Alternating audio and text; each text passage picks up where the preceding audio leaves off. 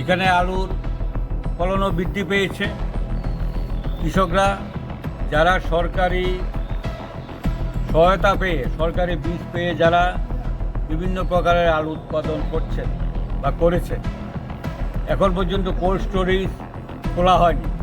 একটিমাত্র cold storage যেটা ভালো বাইকুড়াতে, সেটা এখন পর্যন্ত বন্ধ।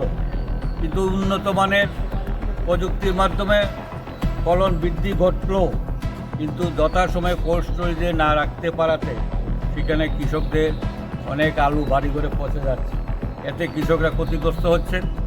আর সরকারি সাহায্য ব্যতীত বেশিরভাগ কৃষক নিজে বীজ কিনে, সার ওষুধ কিনে যারা আলু চাষ করেছেন তারাও সঠিক মূল্য পাচ্ছে না।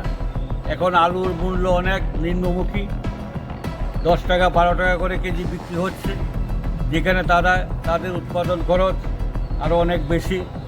এতে কৃষকরা অনেক ক্ষতিগ্রস্ত হচ্ছে। এখানে কোল্ড স্টোরেজে রাখার কোনো ব্যবস্থা নেই, কোল্ড স্টোরেজ এখনও খোলেনি। এই অবস্থায় কৃষকদের মাথায় হাত, যারা আলু চাষ করেছেন তাদের মাথায় হাত। বহিরাজ্য থেকে অনেক আলু এই রাজ্যে ঢুকছে, এই রাজ্যের মার্কেট দখল করে নিয়েছে।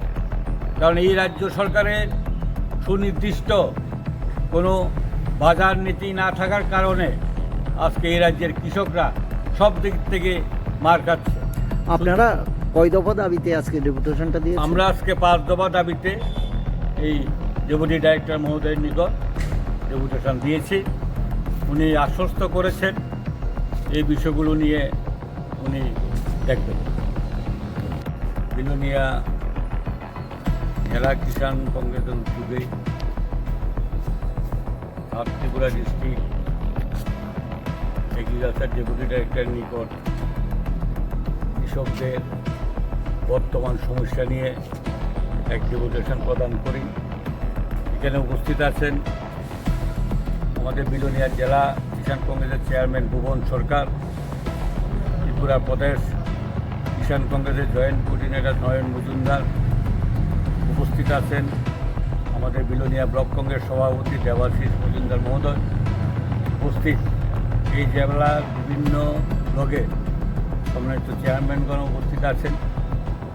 আমাদের আজকের যে মেইন ডিমান্ড, বর্তমানে রাজ্য সরকার যে ধান ক্রয় করছেন সেই ধানের উপযুক্ত মূল্য কৃষকরা পাচ্ছেন না।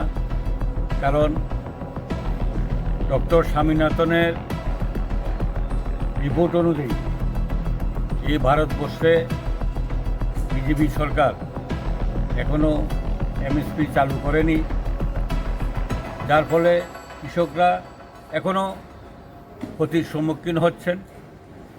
যদিও 2014 সালে বিজেপি পরিচালিত কেন্দ্রীয় সরকার নরেন্দ্র মোদীজি বলেছিলেন 2022 সালের মধ্যে কৃষকদের আয় দ্বিগুণ করা হবে, কিন্তু আমরা বর্তমানে পরিলক্ষিত করছি এখনও কৃষকদের আয় দ্বিগুণ করা তো দূরের কথা, বরঞ্চ কৃষকদের দিন দিন ক্ষতির পরিমাণ অনেক বেড়ে যাচ্ছে। এবার যে ধান ক্রয় করা হয়েছে সেখানে একটা লিমিট করে দেওয়া হয়েছে।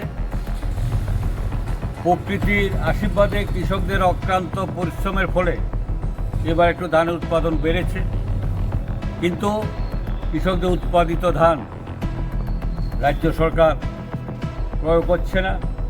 একটা নির্দিষ্ট পরিমাণে বিভিন্ন কৃষক থেকে নিচ্ছে, আবার সেখানে দলবাজির শিকারও হচ্ছেন। অনেক কৃষকের কাছ থেকে ধানও নেননি, ধান কৃষকরা বিক্রি করতে পারেননি। এই সমস্যার মধ্যে পড়ে আজকে কৃষিকুল হতাশ।